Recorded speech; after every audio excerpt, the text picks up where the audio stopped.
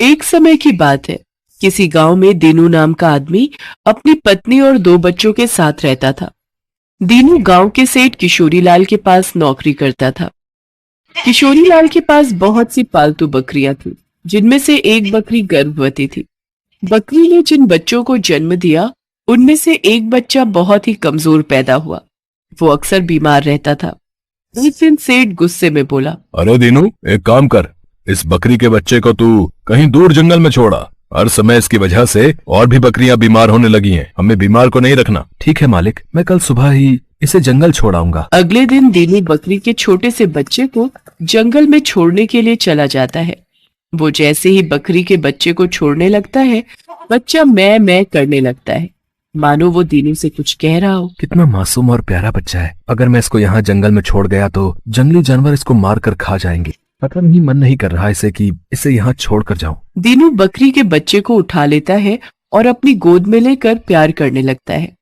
बकरी का बच्चा भी दीनू को ऐसे लिपट जाता है मानो उसे कितना प्यार मिल रहा हो। दीनू उसे अपने साथ घर ले आता है। सुनो जी, हम लोग तो वैसे ही इतने गरीब हैं, 2 वक्त की रूखी सूखी रोटी भी बहुत मुश्किल से खा पाते हैं। हम इसका इलाज और देखभाल कैसे करेंगे? शांति, तुम नहीं जानती, जब मैं इसे जंगल में छोड़ रहा था, पता नहीं मेरा मन दर्द से भर आया और इसे जंगली जानवरों के बीच जंगल में छोड़ने का मन नहीं हुआ। इसलिए मैं इसे अपने साथ ले आया। अब जब ले ही आया हूँ तो इसको पालने का इंतजाम भी हो जाएगा। तुम और मैं मिलकर इसकी पूरी देखभाल करेंगे और मुझे यकीन है कि ये कुछ ही दिनों में बिल्कुल ठीक हो जाएगी। सच में ऐसा ही हुआ। दीनू और उसकी पत्नी शांति मिलकर बकरी के उस बच्चे की खूब देखभाल करते थे। धीरे धीरे उनके देखभाल की वजह से कुछ ही महीनों में वो बकरी बिल्कुल ठीक हो गई और बड़ी हो गई। बकरी ने अब दूध देना भी शुरू कर दिया था। सुनो, देखो हमारी बकरी कितना दूध देने लगी है। क्यों ना हम बकरी का दूध बेचना शुरू करें? इससे हमारी अच्छी कमाई हो जाएगी और तुम्हें सेठ की नौकरी भी नहीं करनी पड़ेगी। तुम ठीक कह रही हो शांति। इस बकरी को बचाकर उस दिन शायद मैंने ठीक ही किया। आज हमारे कितने काम आ रही है और हमें इससे कितना प्यार भी हो गया है। ये भी हमें बहुत प्यार करती है। कल से हम इसका दूध बेचकर ही गुजारा करेंगे। मुझे भी अब उस किशोरी लाल की नौकरी नहीं करनी पड़ेगी। वो बहुत निर्दयी स्वभाव का है। अगले दिन से दीनू बकरी का दूध बेचने लगा। दीनू की बकरी बहुत ही अच्छा दूध देती थी, जो कि गांव वालों को बहुत पसंद आता था। धीरे धीरे दीनू का दूध बेचने का काम अच्छा चलने लगा। जब ये बात किशोरी लाल को पता चली तो वो दीनू के पास अपनी बकरी वापस लेने के लिए चला गया। क्यों बे दीनू, मेरी बकरी का दूध बेचकर तू बहुत पैसे वाला बन गया है। तूने मेरे घर नौकरी भी करनी छोड़ दी है। चुपचाप मेरी बकरी वापस कर, वो बकरी मेरी है। किशोरी लाल जी, आपने तो इसे जंगल में छोड़कर आने के लिए दिया था ना। आप तो कब का इसे भुला चुके थे। वो तो मैं था जो मैं इस बेचारी को अपने घर ले आया। आज ये मेरे कारण जिंदा है। मैंने इसकी देखभाल की है। तू ऐसे नहीं मानेगा। मैं पंचायत में ये बात रखूंगा। किशोरी लाल पंचायत में अपनी बकरी वापस लेने की बात कहता है, पर पंचायत का मुखिया दीनू की तरफ था। देख किशोरी लाल, दीनू ठीक कह रहा है। तूने तो इसे बीमार और मरियल समझकर दीनू को इसे जंगल में छुड़ाने के लिए बोला था ना। मैं ठीक कह रहा हूँ ना?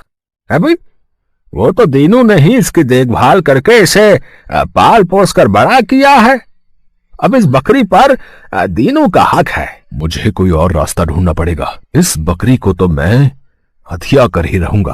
किशोरी लाल गुस्से में वहां से चला जाता है और उसी रात लड़कों को कहकर बकरी को उठवा लेता है। चुपचाप इस बकरी को यहाँ बांध दो, ये यहीं रहेगी। मैं भी देखता हूँ कौन इसे यहाँ से लेकर जाता है। किशोरी लाल बकरी को अपने पास ही रख लेता है। सुनो जी, चलो हम सेठ के घर जाकर अपनी बकरी वापस ले आते हैं।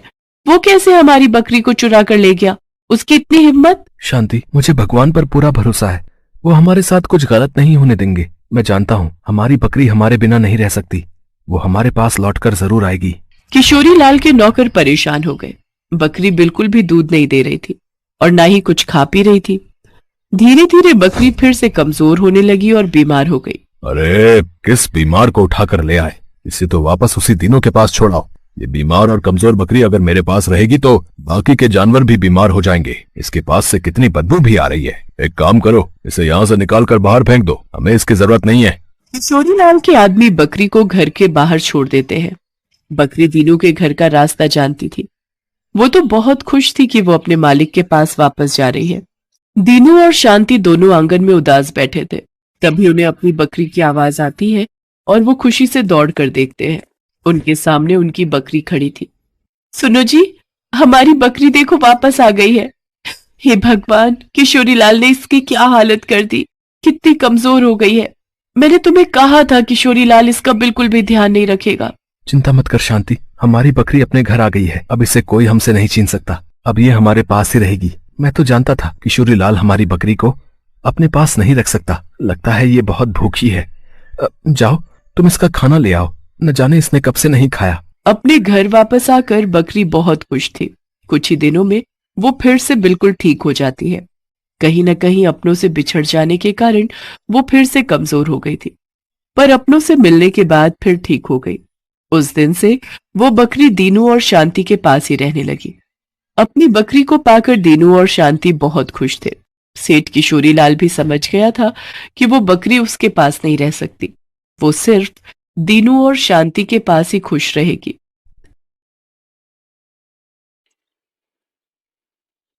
उर्मिला माधोपुर गांव में रहती थी।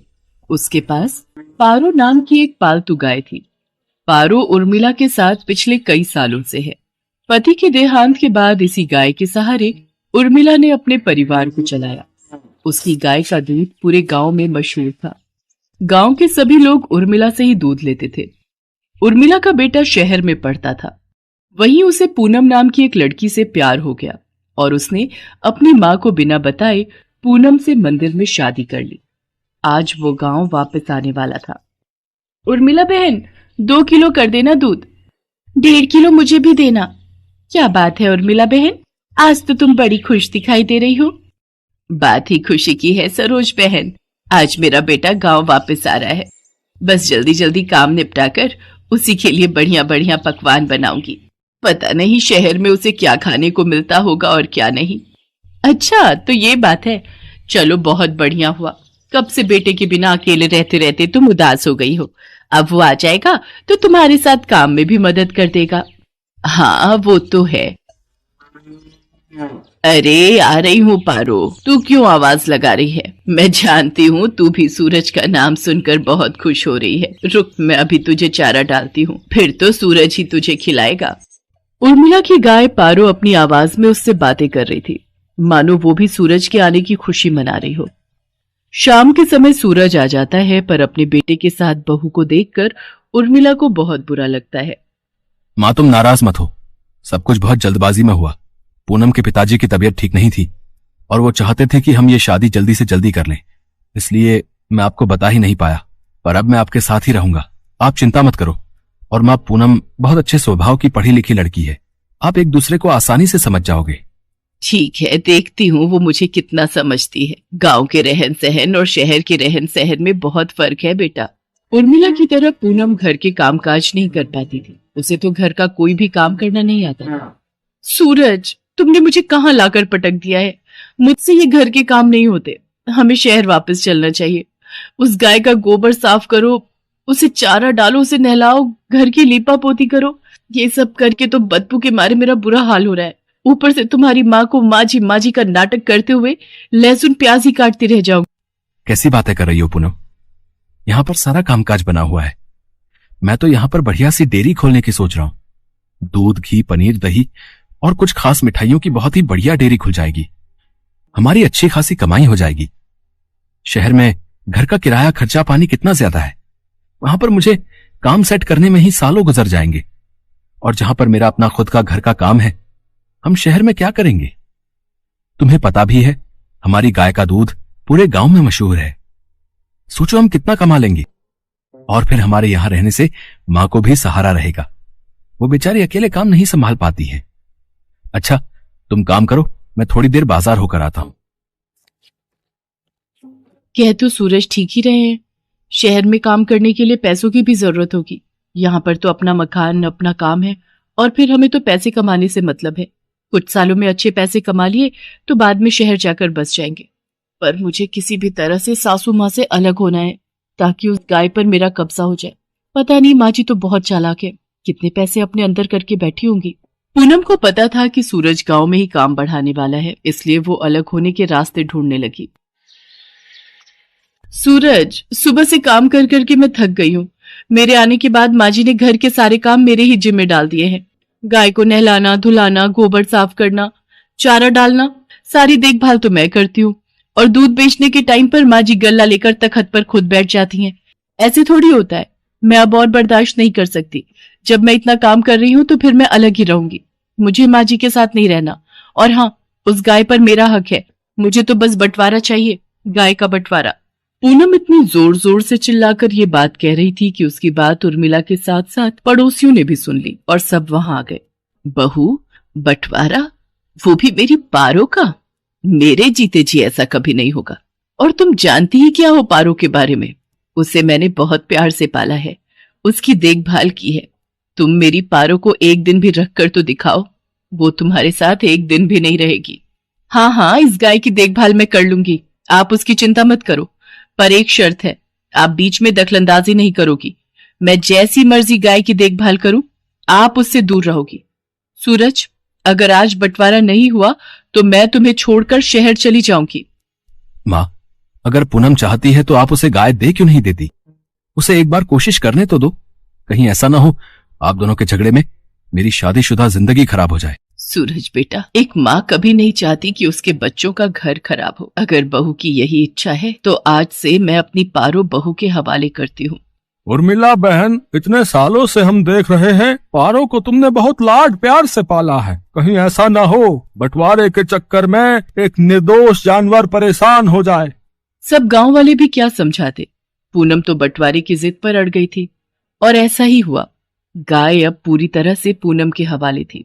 सूरज गांव में डेयरी खोलने की व्यवस्था के काम से शहर चला जाता है। पूनम तो आलसी थी, उसने गाय के प्रति लापरवाही दिखाना शुरू कर दिया। वो सुबह उठकर ना तो गाय का गोबर साफ करती थी, न उसे नहलाती धुलाती थी और ना ही उसे समय पर चारा देती थी। इसी कारण गाय के आसपास बदबू फैलने लगी और मक्खियां, मच्छर, कीड़े मकोड़े आने लगे। गाय को समय पर चारा नहीं मिलता था, वो कमजोर हो गई। पूनम सारा दिन सोती रहती और खाती पीती रहती। गाय ने दूध देना भी बंद कर दिया। एक दिन गाय बेहोश होकर